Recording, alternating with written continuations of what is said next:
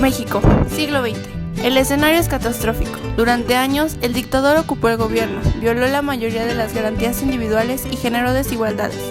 De repente, un salvador lo destituyó del puesto y prometió al pueblo un verdadero cambio, además de fomentar en ellos los pensamientos revolucionarios y liberales. Su ideal fracasa. Era demasiado bondadoso y confiado para ocupar el puesto. En su lugar, queda un verdadero chacal.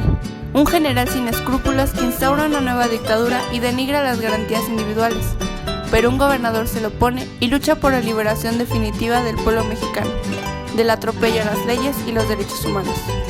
Podría parecer historia de ficción, como sacada de una novela histórica, pero hablamos de la Revolución Mexicana, o al menos una parte de ella, donde Venustiano Carranza es el gobernador que se opuso al gobierno de Chacal y promulgó la Constitución de 1917. En torno a la figura de Carranza surgieron dos interrogantes. ¿Por qué se le asocia inmediatamente a la Constitución y no a su levantamiento armado? ¿Y por qué decidió promulgar la Carta Magna de 1917 si anteriormente había defendido la Constitución de 1857? Estas interrogantes tienen una sola forma de solución, y es conociendo a la persona detrás del mito, como se nos ha hecho verlo a lo largo de los años, sentirlo más humano, y tratar de comprender sus ideales y posturas y las razones que lo llevaron a ellas. Para lograr lo siguiente, el trabajo se dividió en dos partes: tarjeta biográfica, donde se expondrá brevemente los ideales de Carranza y su vida antes de la promulgación. La segunda parte está enfocada a la Carta Magna, donde se expondrá información acerca del Congreso Constituyente y finalmente su impacto en la sociedad mexicana del siglo XX.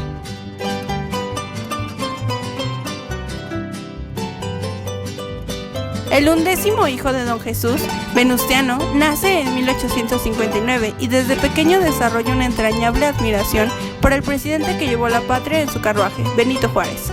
Esta admiración nos la recuerda José Vasconcelos en la siguiente frase: Juárez era para él toda la grandeza humana por encima de los genios universales. Pero esta admiración no solo se remite a Juárez, sino a toda la historia, como lo menciona Cabrera al referirse a él como Enciclopedia aplicada de Historia de México. La historia habría de ser la brújula que guiaría muchos de sus pasos, como lo menciona Krause. De Juárez adoptó el libreto, de Díaz en cierta medida el método. No podía, por definición, gobernar la revolución pacificándola, como Díaz había gobernado el país, pero podía conferir una autoridad visible e indiscutida. También de Madero había extraído lecciones prácticas, lecciones de todo lo que no debía hacer. De joven, su sueño era convertirse en médico. Sin embargo, un grave padecimiento de la vista trunca su carrera y en 1887 se adentra en el mundo político. Carranza sería siempre un hombre de principios y mantuvo siempre firmes sus ideales. Esto lo demostró mientras participó codo a codo con aquella persona de poca significancia política, Francisco I. Madero, con quien tuvo muchas diferencias respecto a la revolución, como en los tratados de Ciudad Juárez, donde se opuso completamente al interinato de la Barra e hizo una profecía del futuro con la frase Revolución que tranza, se suicida. Esta profecía se cumple con la muerte del presidente Madero y con la subida al poder del usurpador Huerta.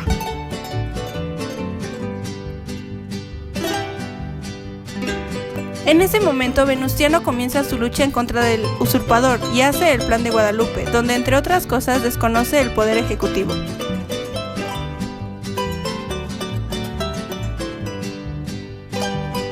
Otro acierto de Carranza fue la distribución de su ejército, el noroeste con Álvaro Obregón, el noreste con Pablo González y la división del norte con Francisco Villa. Y finalmente, en 1914 vence a Huerta, quien sale huyendo del país, y el 20 de noviembre de ese mismo año hace su entrada a la Ciudad de México entre vitoreos de la población y la presencia significativa de la prensa, como los siguientes fragmentos del periódico El País.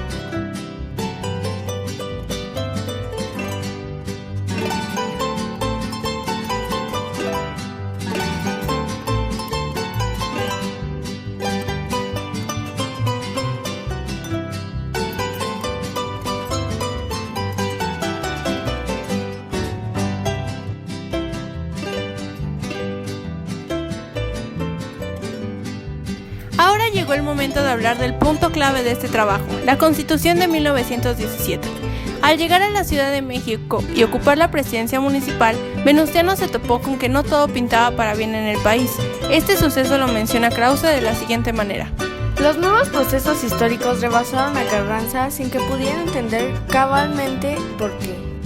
El primer jefe se encontraba en apuros con las demandas agrarias, las huelgas obreras, la rebelión de las empresas extranjeras, la erupción del volcán antirreligioso, el caos económico, etc.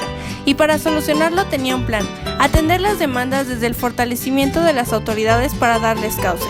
Es así que se integra el Congreso Constituyente, con la única misión de reformar la Constitución de 1857 para que de manera contundente aplacara las demandas sociales. La integración del Congreso fue una noticia muy divulgada a través de los periódicos, como la siguiente nota de El Pueblo.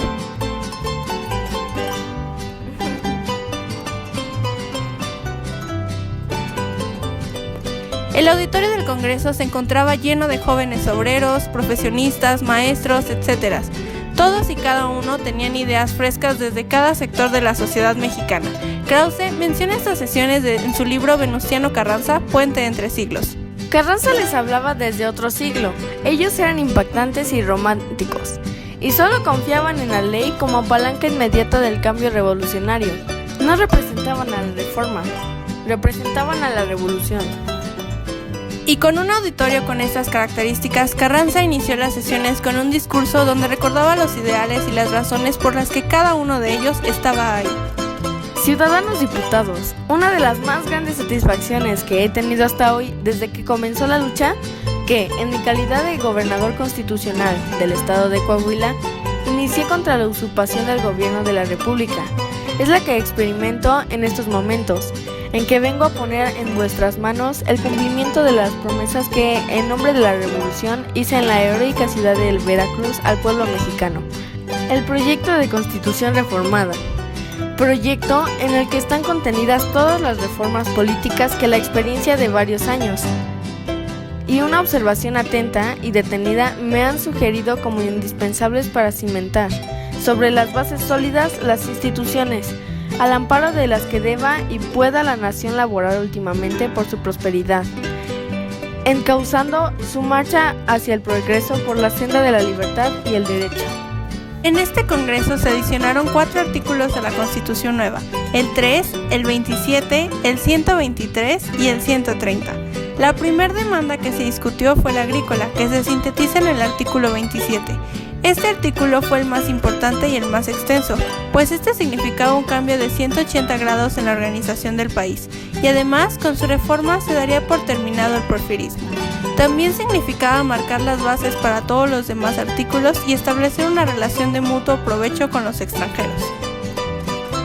El artículo 123 pasó por un proceso similar que el 27, pues Carranza poseía ideas retrógradas sobre los obreros y sus derechos, donde dejaba de lado derechos como el de la huelga, pero las ideas nuevas de los jóvenes congresistas fueron las que marcaron los puntos claves de este artículo: la jornada laboral de 8 horas, la prohibición del trabajo infantil, el descanso obligatorio, el salario remunerado y en efectivo, el establecimiento de juntas de conciliación y la indemnización en el despido.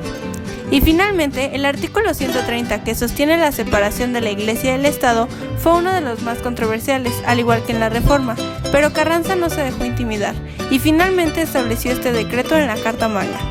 Pero no fue un cambio fácil, ya que hay que recordar que por esos años la creencia por defecto en el mexicano era la católica, y esto no se iba a cambiar porque un pedazo de papel lo estableciera, como el propio Venustiano lo dijo. Las costumbres de los pueblos no se cambian de la noche a la mañana. Para que un pueblo deje de ser católico, no basta que triunfe la revolución. El pueblo mexicano seguirá tan ignorante, supersticioso y apegado a sus antiguas costumbres si no se le educa. Y de esta manera no solo se reforma la distribución del Estado, sino que también se introduce el artículo 3 a la nueva Carta Magna, donde se establecen los principios de la educación mexicana, laica, gratuita y obligatoria. Con esta última reforma a la Constitución del 57 es que Venustiano Carranza, sorpresivamente, compacta los ideales revolucionarios y los vuelve algo legal y palpable, algo que beneficiara a toda la población mexicana y cumpliera sus demandas. Además, junto con las carrancistas, estableció la importancia de mantener los derechos humanos como la base para la nación y también agregó a la nueva Carta Magna el ideal que había iniciado la revolución: sufragio efectivo, no reelección. Finalmente, el 5 de febrero de 1917 es que se promulga esta nueva constitución y la prensa no se puede hacer esperar.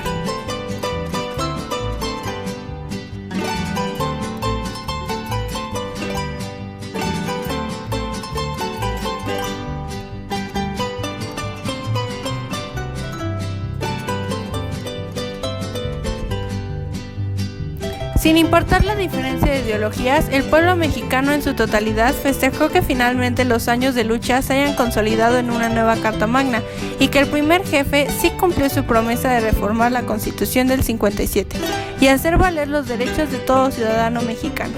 La nueva Carta Magna fue distribuida a través de los periódicos para hacerla del conocimiento público.